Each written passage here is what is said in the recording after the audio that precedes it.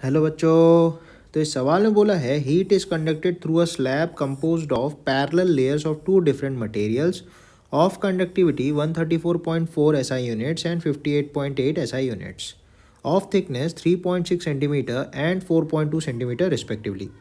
The temperature of the outer faces of the compound slab are 96 degree Celsius and 8 degree Celsius. So would I find the temperature of the interface? Second, temperature gradient in each section of the slab. अब सबसे पहले आप ये समझो कि एक slab ऐसा basically रखा हुआ है, ठीक है. इस स्लैब की जो मोटाई है जिसमें से हीट करंट पास होगी, तो एक है 3.6 सेंटीमीटर वेर एज दूसरी वाली है 4.2 सेंटीमीटर, ठीक है. अब इनका जो थर्मल कंडक्टिविटी है वो अलग अलग है. इसका थर्मल कंडक्टिविटी दिया है 58.8 जबकि इसका के दिया है 134.4, ठीक है. और इस तरफ का 96 डिग्री सेल्सियस दिया है जबकि इस तरफ का 8 डिग्री सेल्सियस दिया है. और हमको पहले तो पूछा कि इंटरफेस यहाँ बीचों बीच का टेम्परेचर आप बताओ. तो इंटरेस्टिंगली सीरीज में है पूरा स्लैब, तो यहाँ से एक ही हीट करंट फ्लो का स्टेडी स्टेट में, ठीक है. तो उसके बारे में अपन बोल सकते हैं. तो उसके बारे में कैसे करके बात करेंगे, चलो देख लेते हैं फटाफट. तो सबसे पहली बात, अगर मैं सोचूं कि ये पूरा एक सिंगल कंपाउंड स्लैब होता तो कितना हीट करंट पास होता, तो उसको अपन लिख सकते हैं 96 - 8 upon R thermal 1 plus R thermal 2, ऐसे करके लिख सकते हैं. जहाँ पे ये आर थर्मल जो है थर्मल रेसिस्टेंस है, ठीक है.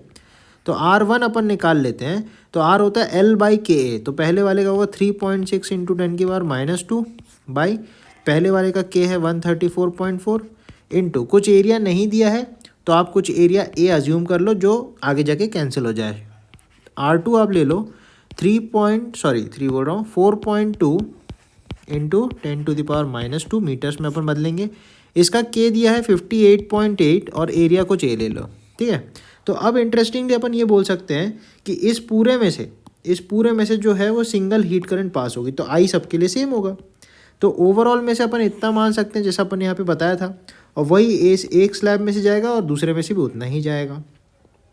तो किसी भी एक को अपन पकड़ते हैं. तो सपोज मैं सबसे पहले वाले स्लैब को और ओवरऑल को पकड़ूं, तो अपन लिखेंगे 96 - T अपॉन थर्मल रेजिस्टेंस जाएगा इसका L, that is 3.6 into 10⁻², L/KA. इसका K है 134.4 इंटू एरिया कुछ A है. दिस इज इक्वल टू ये वाला जो अपन ने ऊपर निकाला था, तो आएगा 96 - 8 होल अपॉन 3.6 इंटू 10⁻² बटे 134.4 into A plus 4.2 into 10⁻² whole upon 58.8 into A.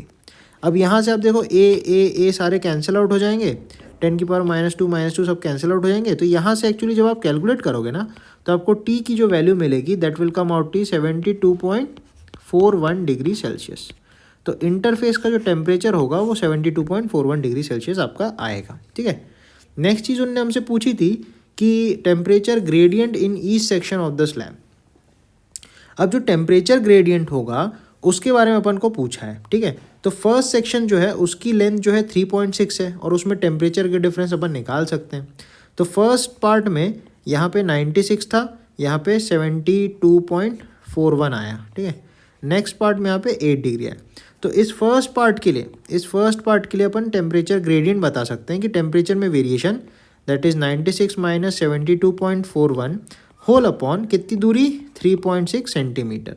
तो this will come out to be, अगर इसको अपन कैलकुलेट करें तो एक बार देख लेते हैं फटाफट कितना आता है.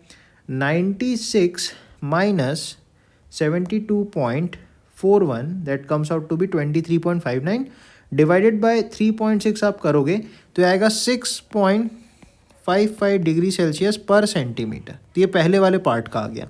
इसी तरीके से दूसरे वाले पार्ट के लिए आप करोगे 72.41 - 8 अपॉन इसकी लेंथ है 4.2 सेंटीमीटर. तो ये आ जाएगा, एक बार कर लेते हैं, 72.41 - 8 बराबर 64.41 डिवाइडेड बाय 4.2. तो इस वाले पार्ट में आएगा 15.33 डिग्री सेल्सियस पर सेंटीमीटर. तो दोनों पार्ट्स का जो टेम्परेचर ग्रेडियंट है वो कुछ इस तरीके से आएगा और वो डिपेंड करेगा उसके मटेरियल पे और जो भी हीट का फ्लो हो रहा होगा उस पर और जो टेम्परेचर का डिफरेंस रहा होगा, ठीक है. तो इन सब पे डिपेंड करेगा. तो यहाँ से हमने टेम्परेचर ग्रेडियंट भी निकाल लिया. सो इस क्वेश्चन का अपना आंसर एक ये हो जाएगा, एक ये हो जाएगा और फाइनली ये वाला टेम्परेचर हो जाएगा। ठीक है, so that's all for this video. Thank you बच्चों।